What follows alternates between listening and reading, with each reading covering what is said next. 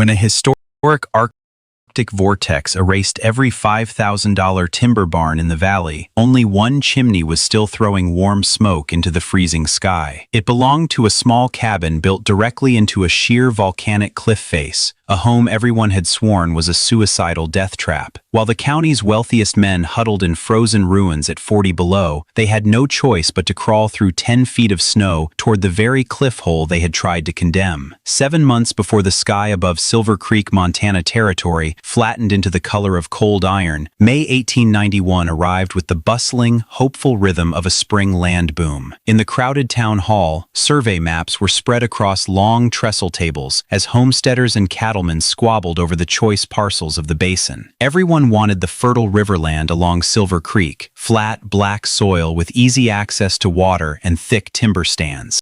Standing at the back of the room was 36-year-old Caleb Thorne, carrying a brass surveying barometer under his arm and a leather-bound weather ledger tucked into his wool coat. Caleb was a former geological surveyor for the transcontinental rail lines, a quiet, observant man whose eyes were trained to read mountain topography, rock density, and wind shear patterns. Beside him stood his 30-year-old wife, Hannah, a stonemason's daughter whose practical mind matched his own, their 8-year-old son Noah, and Brass, a copper-coated cattle dog whose ears twitched at every shift in atmospheric pressure. When Caleb's turn came to select his homestead parcel, he stepped up to the map and ignored every green acre along the river. His finger moved past the meadow lots, past the pine ridges, and stopped at the narrow mouth of Devil's Tooth Gorge, a vertical 50-foot cliff face of raw, black volcanic basalt. Mayor Victor Sterling, 54 years old and the wealthiest lumber baron in the territory, adjusted his spectacles and let out a booming laugh that echoed off the timber rafters. Sterling had just broken ground on his own pride and joy, a grand $5,000 cattle barn constructed from double-planked pine, anchored with iron bolts, and built on the open, flat floor of the valley. "You're claiming the Devil's Tooth, Thorne?" Sterling chuckled, wiping his mustache with a silk handkerchief. "There's barely enough flat dirt up there to park a wheelbarrow. You moving your family into a goat hole?"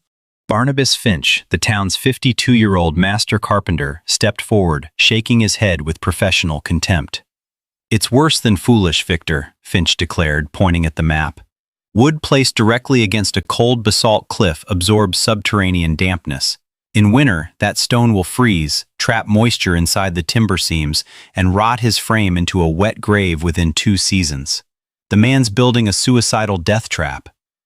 The crowd laughed, and the nickname spread before the ink on Caleb's deed was dry. The Cliff Mole. Caleb listened quietly to the laughter, picked up his survey papers, and walked out into the spring sunshine without offering a single word of defense. An hour later, Caleb, Hannah, and young Noah hiked up the narrow bench trail leading into Devil's Tooth Gorge, followed closely by Brass. The parcel looked terrifying to the untrained eye, a sheer vertical wall of dark, fractured basalt rising 50 feet into the sky. But Caleb did not see a wall. He saw an engineering marvel designed by nature over 10,000 years. The rock face possessed a massive natural basalt overhang that jutted out 12 feet over a recessed stone alcove, projecting like a natural roof high above the ground. The alcove faced precisely southeast, angled away from the northern gales that swept down from the high peaks. Caleb knelt in the dry gravel beneath the overhang, pulling out his brass transit level while Noah held the measuring rod. "Look at the cliff face, Hannah," Caleb said softly, gesturing toward the rock overhang above them. "A flat timber barn built in the middle of the valley tries to fight the mountain gale head-on. The wind hits a flat wall, compresses, and generates massive drag force that tears off roofs and piles snow 10 feet high against the doors. But this cliff face has an overhang that deflects vertical snow loads completely." Hannah knelt beside him, brushing away loose shale to inspect the ground beneath. The earth under the overhang was bone dry. "The alcove catches the morning sun," Hannah noted, her stonemason's instincts instantly recognizing the advantage. "The rock will hold the morning heat like a furnace stone. But what about Finch's warning regarding rock dampness?" Caleb tapped the dry basalt wall with his iron hammer. The rock gave off a clear, high-pitched ring. "Porous sandstone holds water, Hannah, but volcanic basalt is dense and non-porous. Furthermore, we won't build our floor flat against the dirt. We'll raise the cabin on elevated slate piers. Air will circulate underneath, keeping the timbers bone dry and isolated from ground frost. Noah looked up at the towering black cliff, his eyes wide with wonder. Will the mountain protect us, Papa? Caleb rested his hand on his son's shoulder, looking at the sheer basalt overhang above them. If we listen to how it handles the wind, Noah, the mountain will carry the storm right over our heads. While the rest of the basin spent the summer hauling lumber from Mayor Sterling's mill to build flat, vertical cabins across the valley floor, Caleb Thorne began constructing his home inside the volcanic alcove. He did not cut down green pine trees. Instead, he quarried flat slabs of dark slate from the creek bed, building sturdy, elevated foundation piers 18 inches above the dirt floor of the alcove. On these piers, he laid heavy cedar sills, raising the entire floor structure off the ground. Next, Caleb and Hannah constructed double-planked cedar walls set 6 inches apart. They packed the 6-inch cavity between the inner and outer planks with a dense, dry mixture of raw sheep wool bought from local herders and fine volcanic ash gathered from dry riverbeds.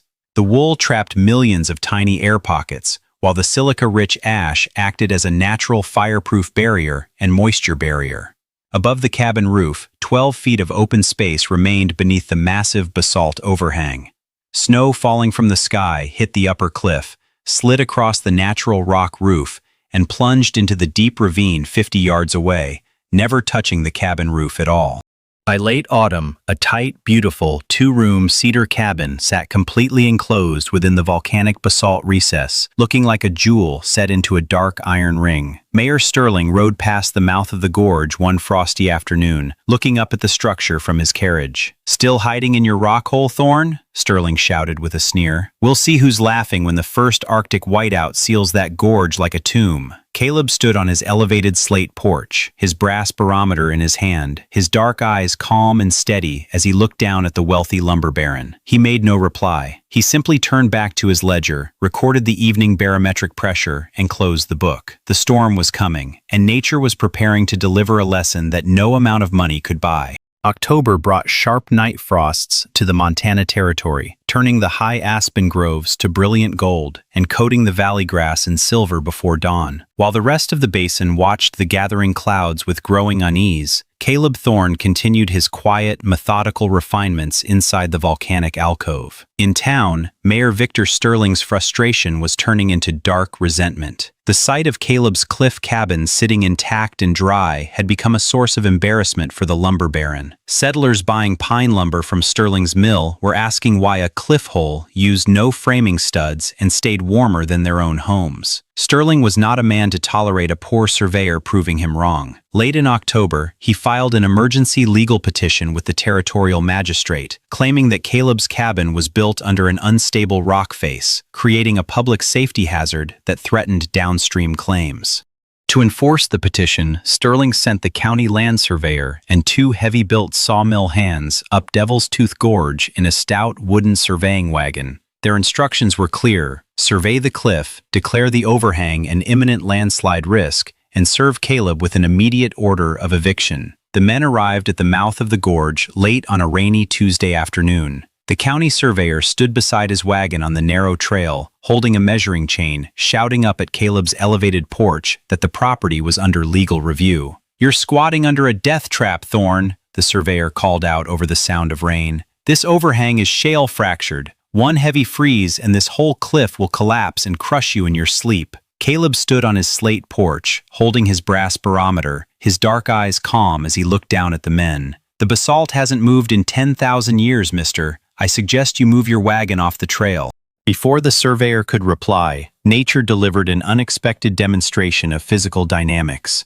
High above the gorge, a heavy autumn rain squall had loosened a pocket of shale on the upper mountain ridge. With a sudden grinding roar that echoed through the canyon like thunder, a cluster of 2-ton granite boulders broke loose from the peak, cascading down the sheer cliff face straight toward Caleb's cabin. The county surveyor screamed, diving into the brush, convinced he was about to witness Caleb's home crushed into splinters. What the surveyor did not understand was the parabolic trajectory created by the cliff's geometry. The falling boulders did not hug the vertical rock face all the way down. Instead, the massive 5-foot-thick basalt overhang acted as a natural launching ramp. The 2-ton granite boulders struck the angled top edge of the basalt overhang, bounced violently outward in a magnificent 30-foot arc, and sailed completely over Caleb's cabin. The massive rocks plunged through the empty air of the gorge, crashing with thunderous force directly onto Sterling's wooden surveying wagon parked on the trail below.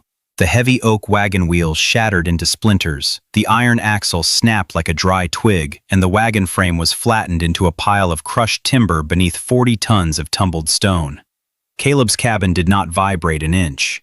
Inside, Hannah was sitting by the iron stove, calmly knitting a wool sock, while young Noah looked through the glass window at the falling rocks sailing past their roof. When the dust cleared, the county surveyor and his 2 terrified hands scrambled out of the brush, staring in sheer horror at their pulverized wagon. They looked up at Caleb, who stood unharmed on his dry slate porch, then at the massive basalt overhang that had hurled the mountain's fury 30 feet clear of his home. "It's a catapult," the surveyor gasped, his face pale as chalk. "The damn cliff throws the rocks away." Without waiting to gather their broken surveying tools, the 3 men fled down the gorge trail as fast as their boots could carry them, convinced the Devil's Tooth was defended by forces beyond human law. The legal petition died that afternoon beneath 30 tons of granite. But 3 weeks later, as mid-November brought the first severe cold spell with temperatures dropping to 10 degrees Fahrenheit, Caleb discovered a far more subtle threat to his home. During his morning inspection, Caleb noticed a thin line of condensation gathering along the interior north wall where the double cedar planking met the rear basalt rock face. The droplets were small, but within 48 hours of sub-zero air, the moisture turned into a pale ribbon of frost stretching across the wood. Barnabas Finch's warning echoed in Caleb's mind. Wood placed against cold stone absorbs rock dampness. The freeze will rot your frame. Caleb did not waste time defending his design or ignoring the flaw. He grabbed his crowbar, removed 2 rows of interior wall planks, and examined the cavity behind the timber. The problem was a stagnant air pocket. Warm room air was seeping past the wool insulation and striking the cold, unventilated face of the basalt rock, creating a condensation trap. Caleb resolved the issue using a geological principle he had learned in the rail tunnels. He searched the dry creek bed until he found several sacks of porous, lightweight volcanic pumice stones. He constructed a vertical, dual-channel pumice moisture siphon between the rear cedar wall and the basalt rock face. At the base of the wall, beneath the elevated slate piers, he installed a small copper vent that opened to the cool outdoor air. By combining the lower copper vent with the upper ceiling exhaust, Caleb created a natural, self-regulating convection loop. Cold, dry air entering beneath the elevated floor was drawn upward through the porous pumice channels, absorbing any rock dampness before it could touch the timber, and venting it safely out through the upper roof eaves. Within 48 hours, the frost on the north wall evaporated completely. The interior cedar timber turned bone dry, and the brass thermometer hanging beside the door registered a steady, comfortable 66 degrees Fahrenheit. The mountain had delivered its first technical test, and Caleb had answered it not with thicker wood, but with fluid dynamics. By late November, the cabin stood complete, bone dry, warm, elevated on slate piers, and completely protected beneath 12 feet of basalt overhang. And high above the valley, the sky was preparing to unleash a winter that no flat-walled home in Silver Creek would survive. December settled over the Montana Territory with a quiet, persistent freeze that locked Silver Creek under 2 feet of hard-packed snow. While the valley town burned through its firewood reserves at an alarming rate, a very different record was taking shape inside Clara Vance's ledger. Clara Vance was 28 years old, the town postmistress and official record-keeper for the district. She was a perceptive, independent woman who managed the postal ledger and supply credit accounts at the general store. Every winter, Clara tracked fuel purchases, timber orders, and emergency loans for the townspeople. By the end of December, the numbers in Clara's ledger formed an indisputable mathematical fact. While Mayor Victor Sterling's sprawling mansion consumed 4 cords of prime pine wood every month, and Barnabas Finch's home burned 3, Caleb Thorne's cliff cabin had burned less than 3/4 of a cord. His fuel consumption was running 70% lower than the town average. Curious to see the truth behind the numbers, Clara rode her horse up Devil's Tooth Gorge on a crisp, 10 above afternoon under the pretext of delivering postal dispatches. When she stepped across the elevated slate porch into Caleb's cabin, the difference struck her instantly. The room was not merely warm, it carried a deep, stable, living heat that seemed to hum from the volcanic rock wall behind the iron stove. The air was crisp, bone-dry, and completely free of the damp, wool-choked smell common to surface timber homes. On the cedar wall beside the door, the brass thermometer read a steady, unwavering 66 degrees Fahrenheit. Clara examined the elevated floor, the woolen ash insulation seams, and the copper moisture siphon vent near the floor. "The storekeeper says you're using magic, Caleb," she said, her bright eyes scanning the neat entries in Caleb's weather log. "But these numbers aren't magic, they're geometry." Hannah poured Clara a tin cup of hot wild mint tea. "The mountain absorbs the wind, Clara," Hannah explained softly. "We just keep the air moving underneath." Clara closed Caleb's ledger, her expression serious. "The town council thinks you built up here to prove a point, Caleb. They don't understand that your numbers are the only reason you're warm." In mid-January 1892, the weather across the high territory began to issue subtle, terrifying warnings that most settlers in Silver Creek completely ignored. Caleb noticed every one of them. His copper cattle dog Brass became intensely restless, pacing back and forth along the elevated slate porch, his ears twitching at sub-audible pressure shifts whistling through the high basalt fissures. Flocks of mountain crows abandoned the upper peaks weeks ahead of their normal movement. Wild elk descended into deep subterranean ravines, and snow that normally accumulated along the western slopes began appearing in strange, scattered patches. On the morning of January 19th, Caleb checked the brass barometer hanging beside his hearth. The mercury had plunged to a level he had only seen once before, during a fatal rail line survey in the high Rockies 12 years earlier. Caleb mounted his horse and rode down to Silver Creek to deliver a direct warning to the town council. He found Mayor Victor Sterling standing outside his new $5,000 cattle barn, supervising farmhands who were stacking extra pine planks against the flat timber walls. Barnabas Finch stood nearby, holding an iron carpenter's square. "The glass dropped 20 points since midnight, Sterling," Caleb said, reining in his horse near the barn fence. "An Arctic polar vortex is coming down the gorge. The wind will exceed 70 miles an hour, and the cold will hit 40 below. Flat timber walls will trap drag pressure and rip your roof trusses out by the bolts." Mayor Sterling let out a booming, patronizing laugh, resting his gloved hands on the wooden fence rail. "An Arctic vortex, Thorne? It's January in Montana. Cold weather is what we build for. This barn has double-planked pine, custom iron cross bracing, and 4-inch timber studs. It can take a hurricane. Keep your weather theories for your cliff hole." Barnabas Finch spat a dark stream of tobacco juice into the snow, looking at Caleb with professional arrogance. "Flat wood and heavy chinking are how men fight winter, Caleb. A house built inside a gorge will trap cold air like a dry well and freeze you in your sleep." Only Clara Vance took the warning seriously. After hearing Caleb's report at the post office, she quietly ordered extra coal loads for the town hall and filled emergency water barrels in the cellar. Caleb rode back up Devil's Tooth Gorge without another word. There was no point in arguing with men who believed wealth and timber thickness could override the laws of physics. The morning of January 20th arrived beneath a sky the color of old iron. At noon, the wind died completely.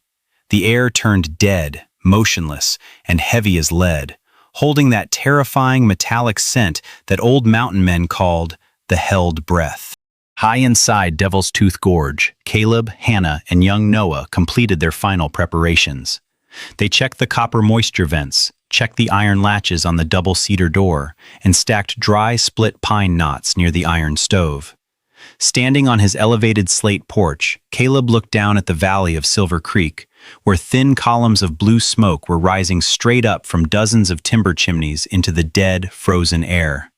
The town below was completely unprepared for the force that was gathering above the peaks, a storm that was about to test every flat wall, every timber stud, and every arrogant assumption in the territory. At 4 o'clock on the afternoon of January 20th, the plains exhaled. It did not begin with soft, powdery snowfall, It arrived as a historic Arctic vortex, a devastating 70-mile-an-hour gale driving razor-sharp ice crystals across the territory in a blinding horizontal whiteout. Within 90 minutes, the temperature plunged 45 degrees, dropping to a deadly 42 degrees below zero. Down in the valley, the sheer physical force of the vortex struck Mayor Victor Sterling's $5,000 cattle barn first. Sterling's barn had been built according to traditional architectural pride, tall, flat, vertical pine walls rising 30 feet into the air. But flat walls created immense aerodynamic drag. When the 70-mile-an-hour gale slammed into the front face of the barn, millions of pounds of atmospheric pressure piled up against the flat timber surface, unable to slide past. The compressed gale surged violently upward over the eaves, generating a massive negative pressure zone, an intense suction vacuum, directly over the double-planked roof. At 8 o'clock that evening, a series of sharp, metallic cracks echoed across the blinding whiteout, followed by a thunderous, splintering roar. The immense uplift vacuum literally ripped the double-planked roof and heavy timber trusses off Sterling's $5,000 barn. The custom iron cross-bracing sheared through frozen pine like dry straw. Hundreds of tons of snow and ice plunged directly into the cattle pens below, crushing the livestock, burying the wood reserves, and leaving Sterling and his farmhands completely exposed to the 42 below tempest. A mile away, Barnabas Finch's home fared little better. The intense cold caused his unseasoned log walls to contract rapidly, pulling out the chinking. Freezing wind poured into every room, while his chimney froze solid from moisture buildup, filling his living room with choking cedar smoke. Meanwhile, high in Devil's Tooth Gorge, the same 70-mile-an-hour gale slammed into Caleb Thorne's volcanic basalt cliff. It struck the 5-foot-thick natural overhang first. Instead of building up destructive drag pressure against a flat surface, the angled basalt overhang acted as an aerodynamic launching ramp. The falling snow and gale-force wind were caught on the rock curve and vaulted 30 feet out into empty gorge space, dumping harmlessly into the deep ravine far below. Inside the volcanic alcove, the wind shadow created by the cliff face kept the air over Caleb's elevated slate porch completely still. Inside the cabin, the brass thermometer read a steady, unwavering 66 degrees Fahrenheit. The small iron stove burned a modest diet of split pine knots, using less than a quarter of the fuel Finch's ruined home consumed. Young Noah sat on his braided rug, drawing pictures on a slate. Brass lay stretched out near the hearth, his copper coat glowing in the warm lamplight, while Hannah brewed hot wild mint tea. Looking through the thick window glass, Caleb watched the hurricane of white snow sailing past his roof, completely unable to touch his home. The elevated slate floor remained bone dry. The pumice moisture siphon kept the rear basalt wall free of frost, and the wool and ash insulation held the heat inside like a thermos. By the fourth night of the whiteout, Silver Creek had ceased to exist as a functioning town. It was a frozen graveyard where temperatures inside ruined timber homes had dropped to 20 below zero. Clara Vance wiped the frost from the post office window and looked up toward Devil's Tooth Gorge. Through the blinding whiteout, high on the volcanic cliff face where the wind was fiercest, she saw a single, straight ribbon of gray smoke rising into the sub-zero sky from Caleb's chimney. It did not bend or scatter. It rose straight upward, protected by the heat of the cliff alcove. "We move now," Clara told the town council members huddled in the freezing post office. "We crawl for Devil's Tooth Gorge, or we freeze in our beds tonight." Desperation gave the freezing citizens strength they did not know they possessed. Led by Clara Vance, 35 townspeople, including Mayor Victor Sterling, Barnabas Finch, and their shivering families, stepped out into the blinding 42 below tempest. They dropped to their hands and knees, crawling through 10 feet of drifted snow, up the narrow bench trail toward the single warm chimney in the county. It was a journey measured in pure agony. Sterling's bare hands bled as he clutched frozen snow crusts. His fine coat was torn to shreds, and his face was a chalk-white mask of advanced frostbite. For nearly 2 hours, the 35 citizens crawled through the white void, blind, gasping, near death. And then, suddenly, they crossed an invisible boundary. As Sterling dragged himself over the crest of the bench into Devil's Tooth Gorge, the screaming violence of the gale vanished. The howling wind shot 50 feet over his head, passing harmlessly past the basalt overhang. He found himself kneeling in a quiet, still basin of air where the snow on the ground was barely 3 inches deep. Before him stood Caleb Thorne's cedar cabin, completely unharmed, its double walls glowing with a warm, golden oil lamp light through the window glass. Sterling stumbled to his feet on trembling legs, staggered up to the front door, and slammed his frost-bitten, bleeding hands against the heavy oak timber. "Caleb!" Sterling sobbed, his voice a pathetic, rasping squeak through frozen lips. "For God's sake, Caleb, help us!" Inside the cabin, Brass's ears shot upright. The copper dog stood up from his rug, letting out an alert bark toward the door. Caleb did not hurry. He picked up his rifle, lifted the heavy iron security bar, and opened the door 6 inches into the night.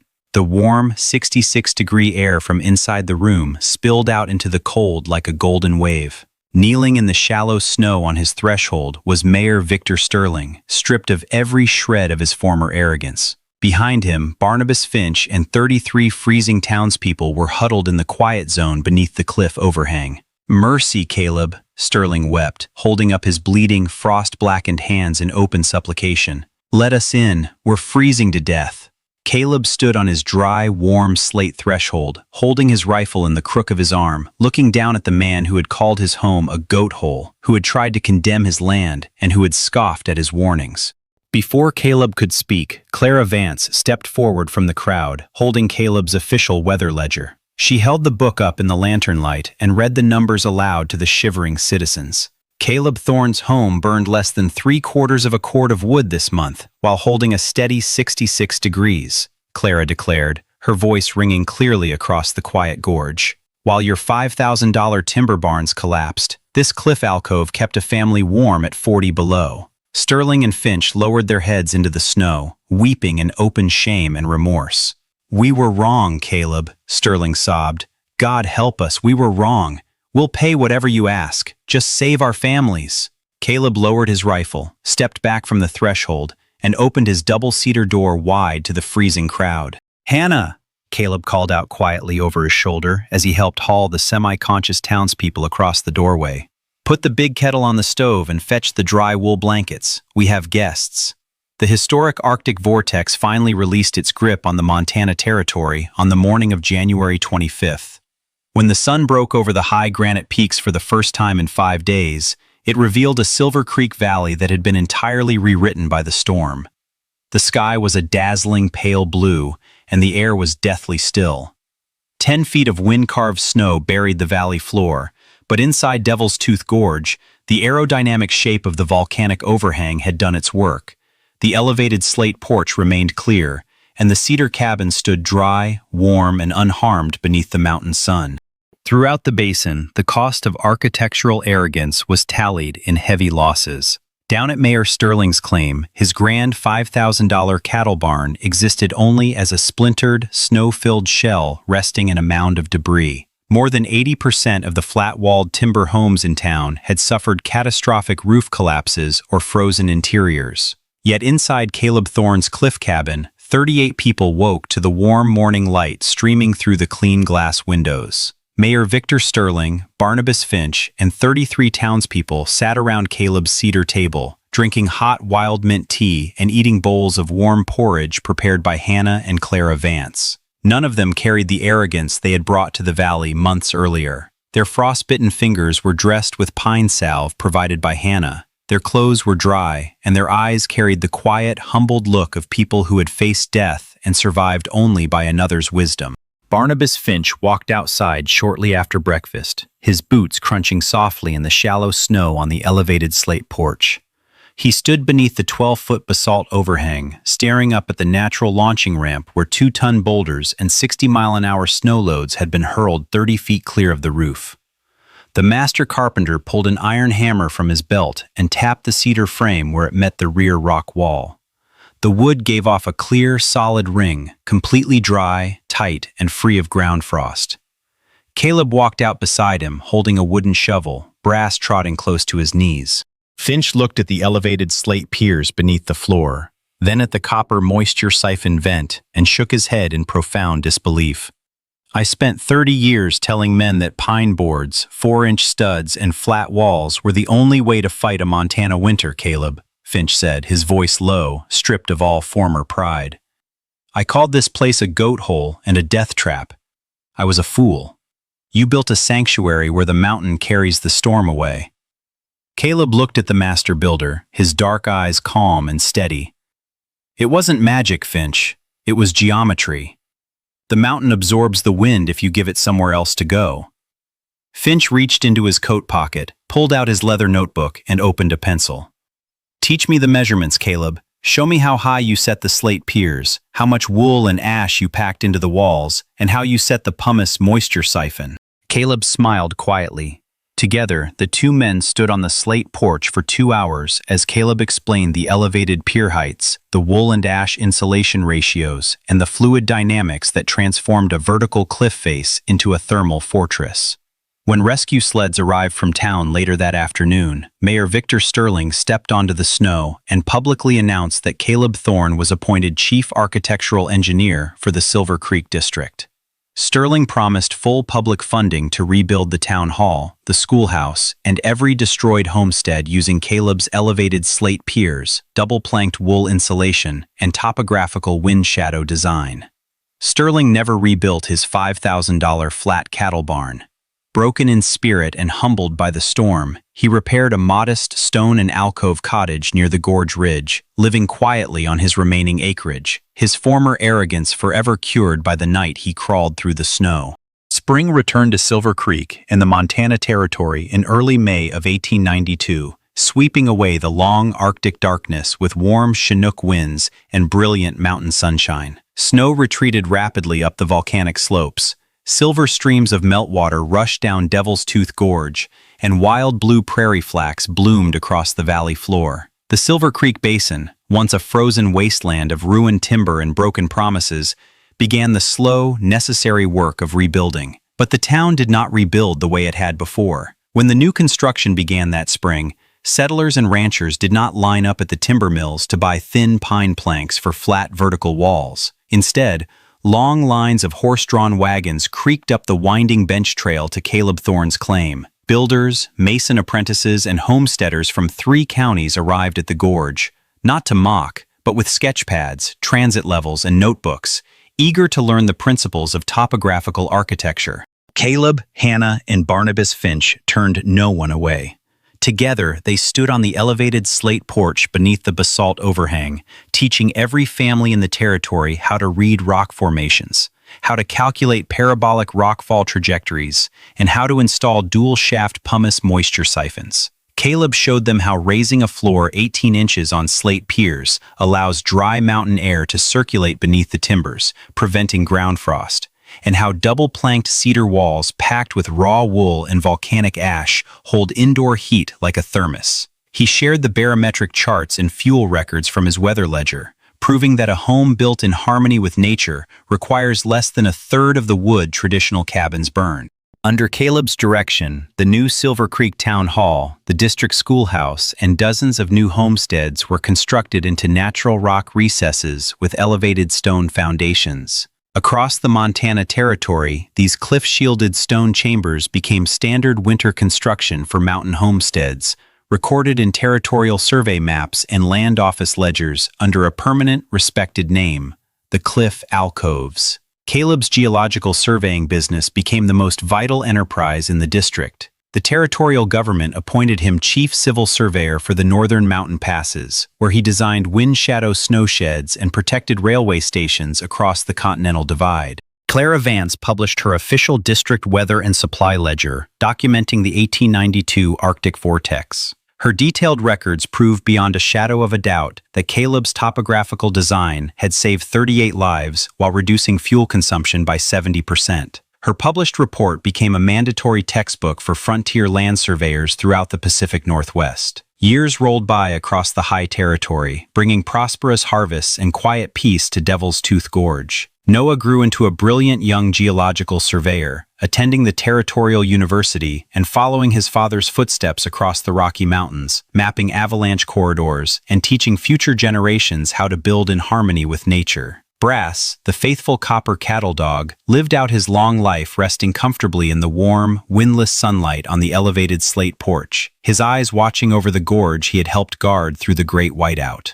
Decades later, long after the original wooden towns in the valley below had vanished, The cedar cabin inside Devil's Tooth Gorge stood strong, its elevated slate piers and volcanic basalt overhang completely untouched by time. A modest bronze plaque was eventually mounted on the basalt rock face beside the elevated porch, bearing a simple inscription chosen by the townspeople. He built where the wind turned away. The story of Caleb Thorne was never simply about basalt cliffs, slate piers, or 42 below whiteouts. It stood as an enduring, timeless testament to a frontier truth, that nature never surrenders to human pride, and survival is not granted to those who build higher, flatter walls to fight the storm. The greatest protection is often the one hidden in the shadow of the mountain, waiting for a man wise enough to listen to the earth. And when the great Arctic winter comes to deliver its final judgment, the only witness whose opinion truly matters is the mountain itself.